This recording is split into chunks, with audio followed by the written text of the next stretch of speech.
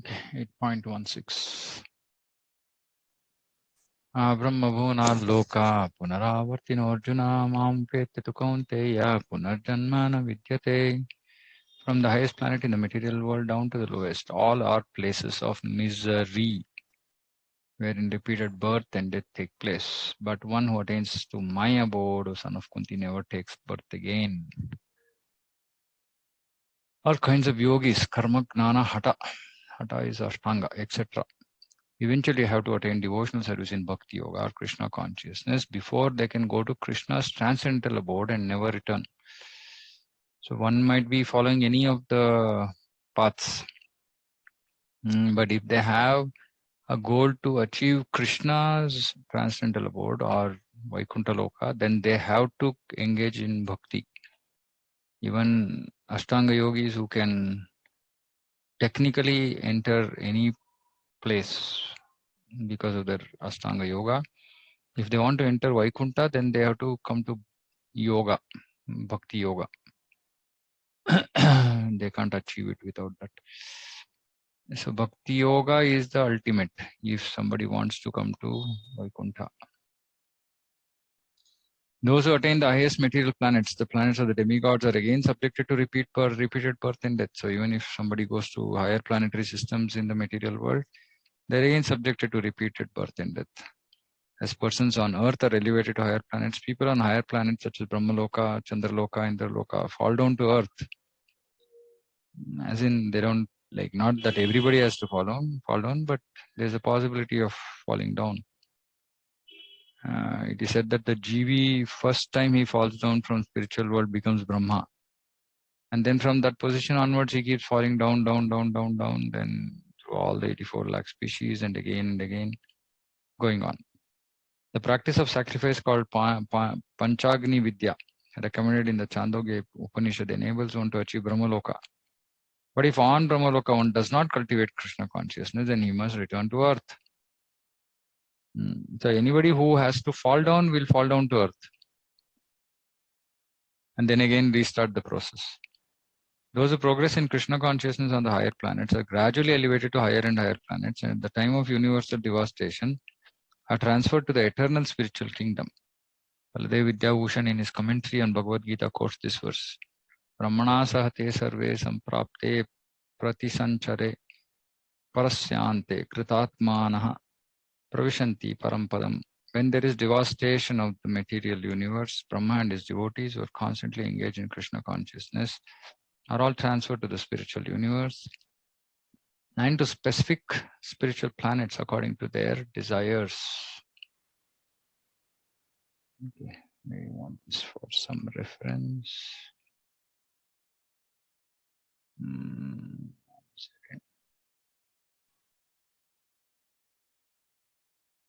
Okay.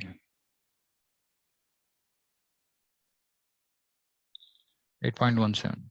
Sahasrayuga paryantam mahadyat brahmano viduhu ratrim yuga sahasrantam teho ratra vidojanaha.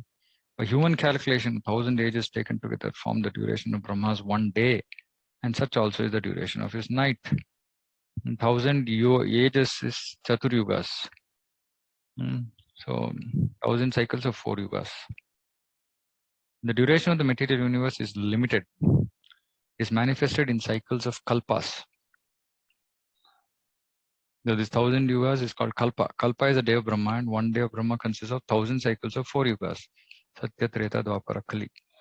The cycle of Satya is characterized by virtue, wisdom, and religion. There being practically no ignorance and vice. Golden period this is. Virtue, wisdom, and religion.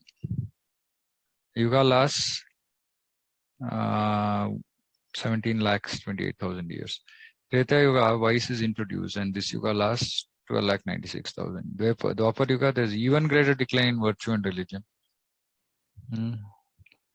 Vice increasing, and this Yoga lasts 864,000. And Kali Yuga, which we've been experiencing for past 5,000 years, abundance of strife, ignorance, really irreligion, and vice. True virtue being practically non-existent. And this Yuga lasts 4,32,000 years. In Kali Yuga, voice increases to such a point that at the termination of the Yuga, Supreme Lord appears as the Kalki Avatara, vanquishes the demons, saves his devotees, and commences another Satyuga. Then the process is set rolling again. These 4 yugas rotating 1,000 times comprise one day of Brahma, and the same number comprise one night. Brahma lives 100 of such years and then dies. These 100 years by earth calculations total to 311 trillion 40 billion earthly years. By these calculations, the life of Brahma seems fantastic and interminable. But from the viewpoint of eternity, it is as brief as a lightning flash. In the cosmos ocean, there are innumerable Brahmas rising and disappearing like bubbles in the Atlantic. Brahma and his creation are all part of the material universe, and therefore they're in constant flux, changes. In the material universe, not even Brahma is free from the process of birth, old age, disease, and death. Brahma, however, is directly engaged in the service of the Supreme Lord in the management of this universe. Therefore, he at once attains liberation. Elevated sannyasis are promoted to Brahma's particular planet, Brahmaloka, which is the highest planet in the material universe, and which survives all the heavenly planets in the upper strata of the planetary system. But in due course, Brahma and all inhabitants of Brahmaloka are subject to death according to the law of material nature. So Brahma's life is so long, but it's still just a flash. So we should not try to settle down permanently in our life. It's like a literally speck, insignificant amount of time we live, and we should make use of it and not waste our life trying to run behind material benefits. Useless, because all that we accumulate anyway is lost. And along with that, the way we work to get all this things accumulated also then results in further suffering, mostly because in Kali Yuga, most work is vikarma, ugra karma. So whatever little that we will accumulate materially, that also is a cause for future suffering for us next life. But at the same time, that same small insignificant lifetime that we have, if we can use it for Krishna service, then it will give us permanent future, permanent, Satchidananda life. So one has to be intelligent and think whether, does it make sense to waste life behind some petty material possessions, or use that same small, insignificant, short, insignificant life to achieve the permanent, which is most impossible. And fortunately, all of us have this opportunity with us to use this and perfect our life. So it's our choice. Yeah, but no point in asking. So for example, many people ask, may I live long? No, there's no point in living long. Great people, they have lived short only. Short, but make it most fruitful. That should be the goal. I mean, short or long, that's left to Krishna. The point is that we have to make a good use of it. 8.18. Avyaktavyaktayaः sarvaः prabhavantah ragame ratragame praliyante tatraivavyaktasangnake. At the beginning of Brahma's day, all living entities become manifest from the unmanifest state. And thereafter, when the night falls, they are merged into the unmanifest again. That's all that is happening. Manifest, unmanifest, manifest, unmanifest. 8.19. Bhutagramassa evayam bhutva bhutva praliyate ratyagame vasha partha prabhavatyah ragame. Again and again, bhutva bhutva. When Brahma's day arrives, all living entities come into being, and with the arrival of Brahma's night, they are helplessly annihilated. The less intelligent who try to remain within this material world may be elevated to higher planets, and then again must come down to this planet Earth. During the daytime of Brahma, they can exhibit their activities on higher and lower planets within this material world. But at the changing of Brahma's night, they are all annihilated. So this is called partial annihilation. In this partial annihilation, only the Bhurbo Swaha, Bhuloka, Bhurloka, Svargaloka go underwater. The higher planetary systems remain. In the day, they receive various bodies from material activities, and at night, they no longer have bodies but remain compact in the body of Vishnu. Then again, they are manifest in the arrival of Brahma's days. Bhutva Bhutva Praliyate. During the day, they become manifest, and at night, they are annihilated again. Ultimately, when Brahma's life is finished, they are all annihilated and remain unmanifest for millions and millions of years. So this is like full pralaya. And when Brahma is born again in another millennium, they are again manifest. In this way, they are captivated by the spell of material world. But those intelligent persons who take to Krishna consciousness, use the human form, human life fully in devotional service to the Lord, chanting Hare Krishna, Krishna Krishna, Hare Hare, Hare Rama, Rama Rama, Hare Hare. Thus they transfer themselves even in this life, to the spiritual planet of Krishna and become eternally blissful there, not being subjected to such rebirths. Transfer themselves even in this life, meaning even when we are alive, we are alive, we can transfer ourselves. This is samadhi. So, yeah.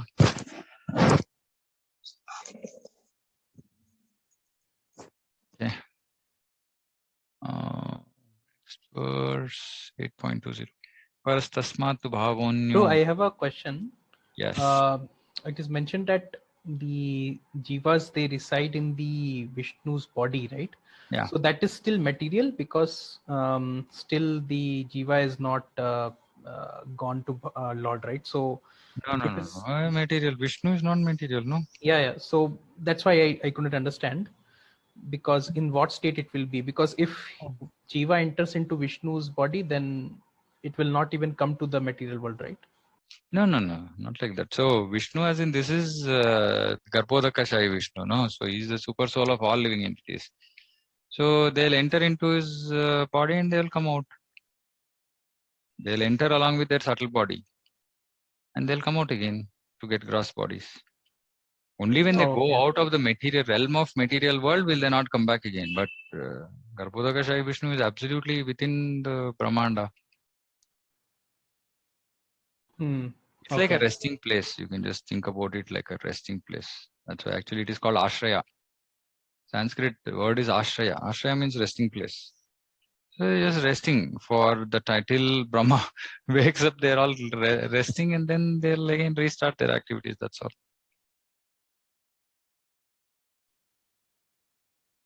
Okay. Yes, bro.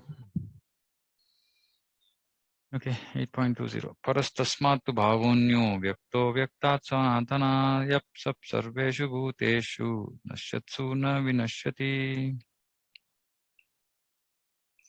Yet there is another unmanifest nature which is eternal and is transcendental to this manifested and unmanifested matter. It is supreme and is never annihilated. When all this world is annihilated, that part remains as it is, and that is what we are interested in. Krishna's superior spiritual energy is transcendental and eternal. It is beyond all the changes of material nature, which is manifest and annihilated during the days and nights of Brahma. See, so much of creation, destruction is happening. I mean, we will live like some long time we have to live. Huh? So many Brahmas are really annihilated. So we should understand it's such a huge creation, so insignificant. But yet we are fortunate enough to get this process of Krishna consciousness. So it's really, I mean, it's, real fortune. Can't understand what fortune we have done. Krishna's superior energy is completely opposite in quality to material nature. Superior and inferior nature explained in the 7th chapter, which we have already read. But we are interested in this unmanifest nature, meaning it doesn't get created and destroyed like material nature. Permanent. Avyaktoksara ityuktastammahu paramam gatim yam prapya nanivartante tadhama paramam mama. That which the Vedanta is described as unmanifest and infallible. Infallible. Akshara. That which is known as the supreme destination, that place from which, having attained it, one never returns, that is my supreme abode. The supreme abode of the personality of God Krishna is described in the Brahma Samhita as Chintamani Dhama, a place where all desires are fulfilled. Whenever there's description about the spiritual world, we should hear with all ears, because we still have some sort of attraction to this material world, and all that false attraction gets destroyed when we actually come to understand what the reality in the spiritual world is and how beautiful it is. Just imagine, place where all desires are fulfilled, whatever be, akama, sarvakama, moksha kama. I mean, there's no moksha kama there, but whatever desires we have, everything will get fulfilled. The supreme abode of Lord Krishna, known as Goloka Vrindavana, is full of palaces made of touchstone. Chintamani prakara sadma sukalpa vriksha. There are also trees called desire trees that supply any type of eatable upon demand. And there are cows known as Surabhi cows, which supply limitless supply of milk. In this abode, the Lord is served by hundreds and thousands of goddesses of fortune, and he is called Govinda, the primal Lord and the cause of all causes. The Lord is accustomed to blow his flute. Vem kvanantam ravinda dalaya taksham barhavatam samasitam buddha sundarangam kandarpakoti kamaniya vishesha shobham govindamadi purusham tamam bhajami. Venum kvanantam. His transcendental form is the most attractive in all the worlds. His eyes are like lotus petals, and the color of his body is like the color of clouds. He's so attractive that his beauty excels. There are thousands of cupids. How can we understand this? If suppose say we've seen anything in this material world which is beautiful, or any person who is smart, handsome, beautiful, whatever it is, Cupid itself is unimaginably, uncomparably beautiful compared to the best beauty in the material world. Now Krishna is beauty excels thousands of cupids, which means that we can understand that we cannot even begin to imagine Krishna's beauty.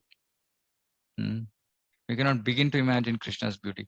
And the beauty about Krishna's beauty is that simply his eyes, his looks, his smile, and his words are considered the most sweetest, and they attract devotees completely. So when we look at the Lord, we look at the Lord's eyes, Lord's smiling face, smiling mouth, smile, and we just remember his beautiful words, his love for his devotees. He wears saffron cloth, a garland around his neck, and a peacock feather in his hair. Everything is glorious. In the Bhagavad Gita, Lord Krishna gives only a small hint of his personal abode, Goloka Vrindavana, which is the supermost planet in the spiritual kingdom. A vivid description is given in the Brahma Samhita, which we cannot understand at all. I mean, I've tried to read this Brahma Samhita multiple times, just cannot understand. Really something which one can understand only when that person has reached some really, exalted stage in bhakti. And of course, then along with that, Srila Bhaktisiddhanta Saraswati Thakur's commentary, just to understand the English words, we need dictionary. It's like that. But anyway, it's all there. I mean, the beautiful description of Goloka, how it's in the form of a lotus, it's very nice. I mean, to whatever extent we have purified ourselves by bhakti, to that extent we can try to understand. But only one thing that keeps coming back to my mind, saying that it's just amazing, it's wonderful, and it's the only place worth going. And if any of us don't have enough motivation to do bhakti, you should focus on reading, hearing about Goloka, and hearing about Krishna, Krishna's qualities, Radharani's qualities. It is there in Bhakti Rasamrita Sindhu. So you can read Bhakti Rasamrita Sindhu. Then description about Goloka. You should read Goloka. You should hear that Goloka chart by Gokul Chandra Prabhu is like seminar. Amazing it is. Brahma Samhita to whatever extent, Bhagavatam, then there is Brihad Bhagavatamrita. There are so many scriptures which describe beautifully about spiritual world. And when we read all this, then we should get attracted, saying, "Oh, this is so beautiful." I mean, actually, it happens automatically. We don't even have to think that we have to get attracted, provided we very nicely read, very nicely hear. We will actually develop that attraction towards Krishna and Krishna's abode. Vedic literature state that there is nothing superior to the abode of Supreme Godhead, and that abode is the ultimate destination. Purushan param kinchit sa kashta paramagatihi. When one attains to it, he never returns to the material world. Why he never returns? He will never want to return, ideally. But jivas, we have this stupid, independence. So we're capable of doing any nonsense. So we have to be careful. We might fall down again. But if we would have gone back after sufficient suffering in this material world, so it is nice. So more and more we suffer in the material world, the more and more we become convinced, saying that I don't want to come back here. And that memory kind of somewhat remains with us, that we would not want to do. We will not do the same mistake again. Krishna Supreme Abode, Krishna himself are non-different, being of the same quality. Yeah, non-different in the sense we are not Mayavads. They're all same in quality, which means that they're all spiritual.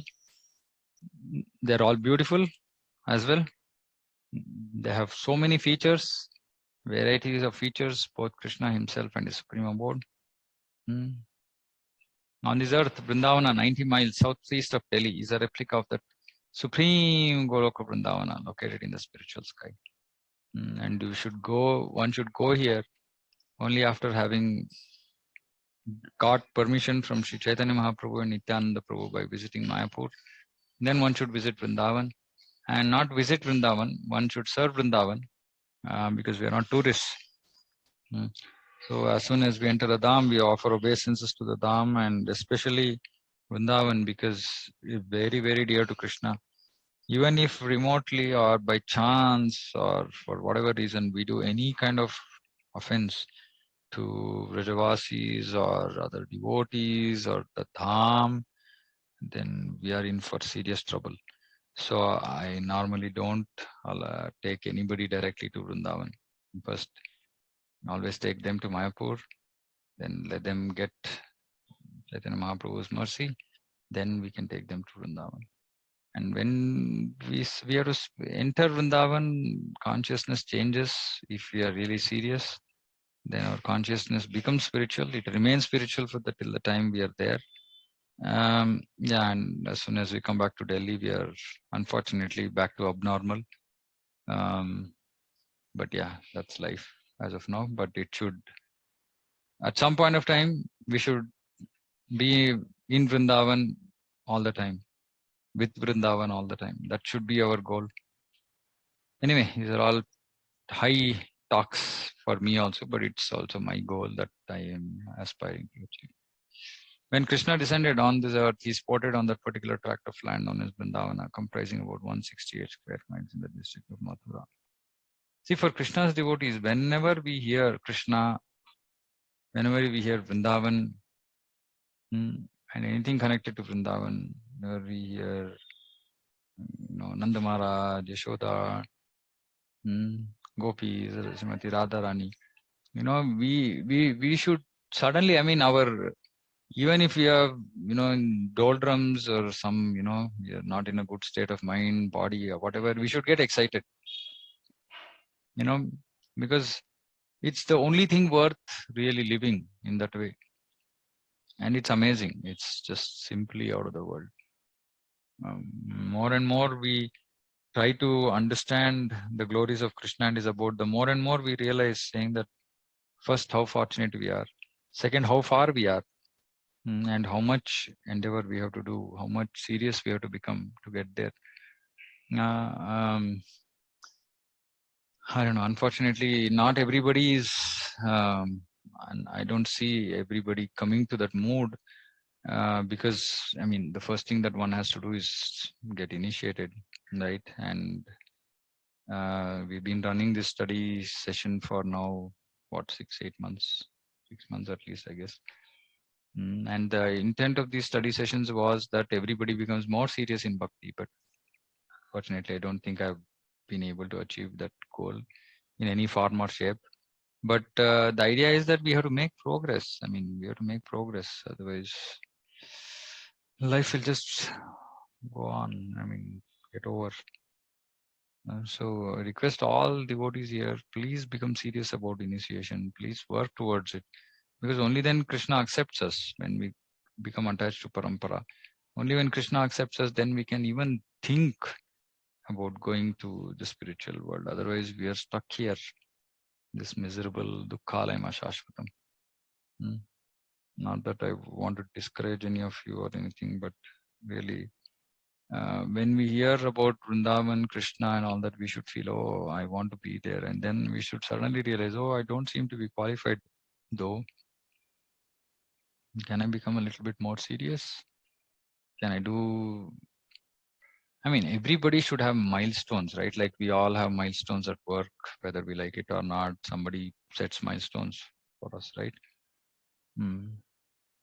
But, you know, because bhakti is voluntary. Otherwise, you know, it would have been much easier for people like me who are trying to, you know, preach or whatever, right? So we can at least tell people, tell other devotees saying that do this by this time, do this by this time, right? But that cannot happen because it has to be by free will, by one must feel that, okay, I want to make progress. And then when they approach, then we can help them, give them direction, etc., right? But I mean, if I'm seeing so many devotees have not been able to attend sessions, they are busy, other reasons, etc., but you know, it can't be enforced. If somebody wants to attend, they can attend. If somebody wants to make progress, they can make progress. We are here to serve. But unless that inspiration, motivation, drive comes from within, then we will not feel, I mean, it will take a long time for us to make progress. My sincere request, humble request to all of you is, please, you know, turn your attention towards Krishna, turn your attention towards Vrindavan, turn your attention to the beauty of all these things, to how wonderful it is to even imagine, think of being there with Krishna, serving him in Goloka Vrindavan. And that should be pushing us to do more and more, right? So it's just my request. If anybody feels I'm pushing them too much, kindly forgive me. But I mean, that's the only thing we should really be aiming for. So I request all of you to think about it and hear as much as possible about Bhagavatam, right? That is the reason why we started Srimad Bhagavatam in the center. So request again everybody to please attend Sunday program. We're also doing it live for those who are not able to join physically. But yeah, hearing Srimad Bhagavatam, relishing Srimad Bhagavatam, Rasamalayam, it's like a house of rasa. It's like a board of rasa. Right, so we should experience the rasa of Bhagavatam, and then we will get more attached to Bhagavatam. Then slowly and steadily, Krishna will start revealing himself to us, and only when we start getting a glimpse of Krishna's witness, then we become serious, right? But how will that mercy be revealed? Only when we are committed. Krishna is always looking at us, saying that, hey, okay, are these really interested? Or, you know, just, okay, taking it lightly, not very serious. So based on that, Krishna will see. I mean, if you're really putting the effort, then he will definitely give us mercy. We will make us experience that rasa. Then we will be enthusiastic to make progress. And achieving Krishna in the midst of difficulties is even sweeter. Now, people who are in difficulties, I mean, there are quite a few devotees here on the group itself who are going through various kind of challenges in their life with respect to Krishna Bhakti. But, you know, achieving Krishna in thinking about Krishna, going towards Krishna in the midst of all these challenges is like really the gopis achieving Krishna, right? Just think about it, right? Gopis also had their own challenges. They could not look at Krishna. They could not talk to Krishna openly. They could only think about Krishna in a very restricted manner. And they achieved perfection just in that way. And I'm not talking about Nitya Siddha gopis, right? So there are gopis also who became more sadhana siddhas, right? Who became perfect by practice. And even for them, they had to go through the same. I mean, like Bhagavatam speaks about some gopi who burns in the fire of separation. Now, what does all this mean? I mean, means that when we are prevented from doing Krishna bhakti, we can become more absorbed actually, right? When everything is hunky dory around us, we'll not think about these things, right? But when things start to get a little bit difficult, I mean, provided one is in the right association, which is very important, because I've seen devotees get into trouble, some problem in life, and they just move away from Krishna because they've not understood Krishna consciousness. They've not understood Krishna. They don't have the right association. So if one has the right association in the midst of really, thick problems, one can become so thickly connected with Krishna. Actually, I've seen, at least in my own life experience, maximum progress happens then, maximum, so it's like Kunti prayers. I keep remembering. Oh, if intensity is high, then we make progress. But sometimes everything is going fine, no impediments, nothing. We don't have the drive to move forward as much as when say we had some challenge on hand. Anyway, it depends on individual's nature, but the whole point is that this is the beauty. I mean, it can be compared to the situation of gopis, and we should work through. Whether we have good situation, bad situation is irrelevant. That we have to get there is something that should be poking us. It should not make us sit idly or relax. It's like okay, theek hai, chalta hai, we'll see whenever it happens. No, should keep pushing us, saying no, do more. It's not enough. We have to get there. And it's not easy, as in I'm saying it's not like we are climbing some Ramnagaram hill, right? We are trying to climb Mount Everest. So it requires that commitment, it requires that effort. But the beauty of Krishna consciousness is when we get attracted to Krishna, then all this becomes no brainer. I mean, it's just insignificant. The difficulties, everything becomes insignificant. Because actually, in fact, everything becomes valuable because you start looking at everything saying, okay, this is also taking me to Krishna. Everything is taking me to Krishna, right? So everything becomes actually glorious. That is why it is said there's nothing in a devotee's life which is inauspicious. Everything is auspicious because everything is taking us towards Krishna. Just that we need to have the vision to see it that way. That is great devotees who do that, and they tell us saying that don't fumble when you're in difficulty. Just realize that that's taking you to Krishna as well, and maybe faster. It will take us faster than people in whose life everything is paka and everything is going fine. So I'm just saying it's not that we are willingly asking for trouble. Whether we ask or not, I mean, it's in Krishna's hands. He will give whatever he thinks is appropriate for us. But in whatever situation, the point is that we should get attracted to Goloka. We should get attracted to Krishna if we have not already, and we should make progress. And if you have not already got attracted, then Shravanam, association of devotees. Association of devotees doesn't mean passive association. Association means inquiring, discussing, talking, getting guidance. That is active association, right? So we should establish that kind of association.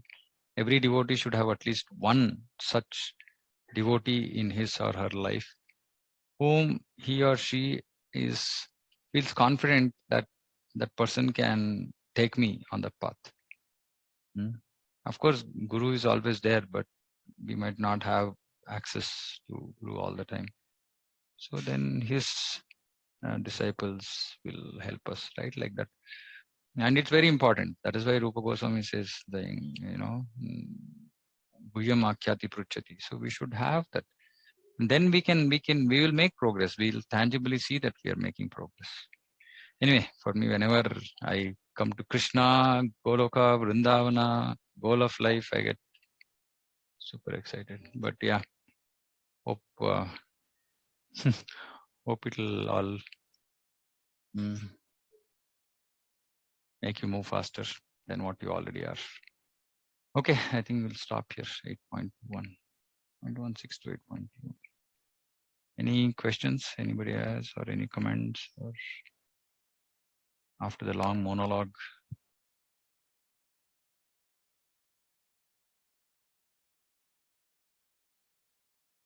Okay, nothing to say.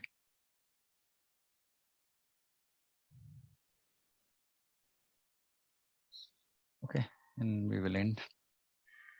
Vanchakalpatarubhyascha kripasindhubhyo cha patitanam pavanebhyo vaishnavebhyo namo namaha. Samaveta Gaura Bhakta Jai Krishna.